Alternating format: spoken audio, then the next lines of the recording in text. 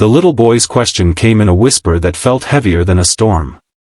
In the pale morning sunlight spilling across the cracked sidewalk, he tugged gently on his mother's sleeve and looked up with eyes far older than his 8 years.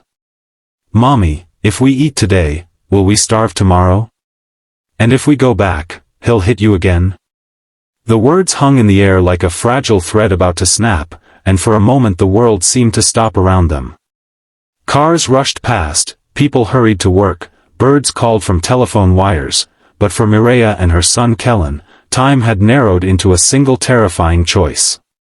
Before we continue this story, take a second to like this video, comment, share it with someone who believes in kindness, and subscribe to the channel Kindness Journal if you believe that people deserve second chances and that even the smallest acts of compassion can change lives. Morning light stretched across the quiet park where Mireya had spent the night sitting on a wooden bench, her coat wrapped around Kellen as he slept curled against her side. The sky was bright and clear, almost mocking the storm that had broken their lives apart the night before. Her cheek was still swollen, a dull reminder of the moment she had finally gathered the courage to leave the small apartment where fear had lived with them for years. She had walked for hours after dawn began to glow, clutching Kellen's hand, carrying only a worn backpack with 2 sandwiches, a bottle of water, and the uncertain hope that somewhere beyond the streets and strangers there might be a safer life waiting. Kellen's question had not come from complaint or hunger.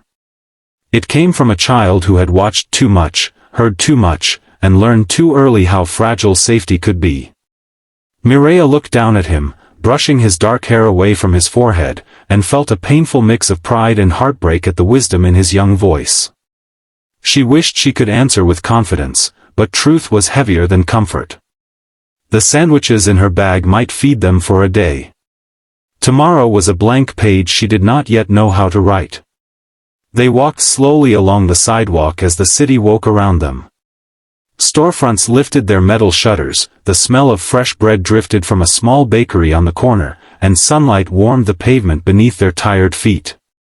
Kellen's hand remained tightly wrapped around hers, as if letting go might pull them back into the past they had escaped only hours earlier. Every time a car slowed nearby, Mireya's heart jumped, fearing it might be the man she had left behind.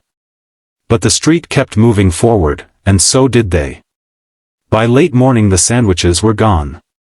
Kellen tried to act brave, pretending he was not hungry, but children cannot hide the quiet rumble of empty stomachs. Mireya sat with him on the steps of a public library, watching families pass by with grocery bags and coffee cups.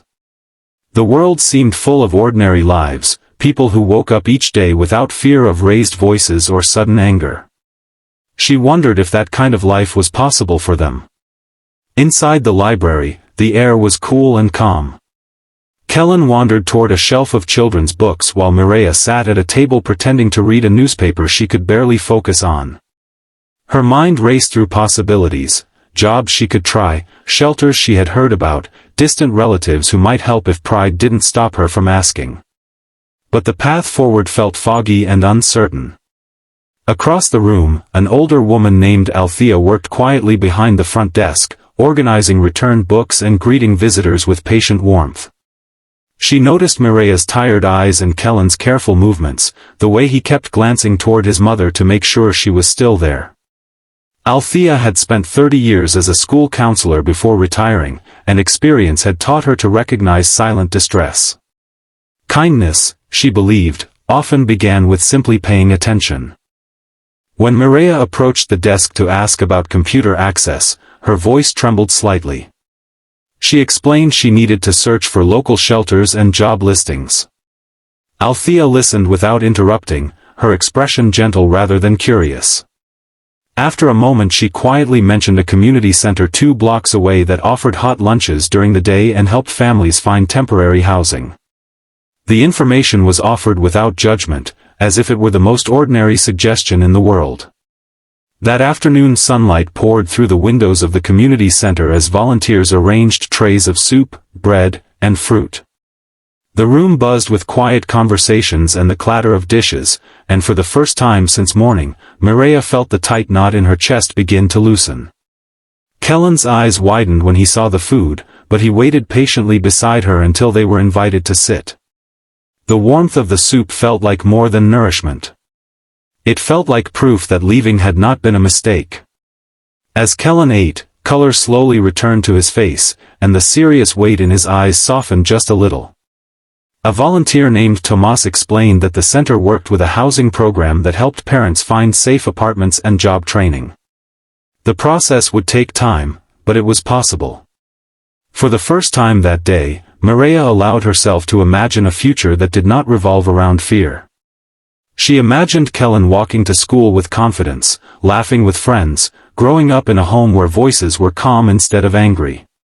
It would not be easy, and the road ahead would demand strength she wasn't sure she possessed, but something inside her had already changed the moment she chose to walk away. Weeks passed, and the small pieces of hope slowly formed something stronger. Mireya found work at a neighborhood cafe where the morning sunlight spilled through large windows onto polished wooden tables. Kellen began attending a nearby school, carrying a backpack that seemed almost as big as he was. They moved into a modest apartment arranged through the community center, just 2 small rooms, but filled with quiet instead of shouting. One bright afternoon months later, Mireya watched Kellen race across a playground with a group of new friends. His laughter rang through the air, clear and carefree, like a sound that had been waiting years to be heard. The same sunlight that once warmed the bench in the park now shone on a different moment, one built from courage, kindness, and the help of strangers who chose compassion. If this story has touched your heart so far, take a moment to like the video, share it with someone who believes kindness can change lives, and subscribe to Kindness Journal for more stories that remind us how powerful compassion can be. Sometimes people believe that leaving a painful life means stepping into darkness. But Mireya learned that sometimes leaving is the first step toward light. The path may begin with uncertainty, hunger, and fear, but along the way there are hands ready to help, doors waiting to open, and quiet acts of kindness powerful enough to rewrite a family's future. Special request: before we end this story, please write the word hope in the comments if you believe every family deserves a chance to start again. Months after that difficult morning, Kellen asked another question while walking home from school under the warm afternoon sun. This time his voice was lighter, curious rather than afraid.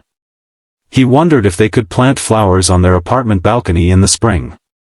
Mireya smiled, realizing how different his question sounded now, no longer about hunger or fear, but about growing things and tomorrow.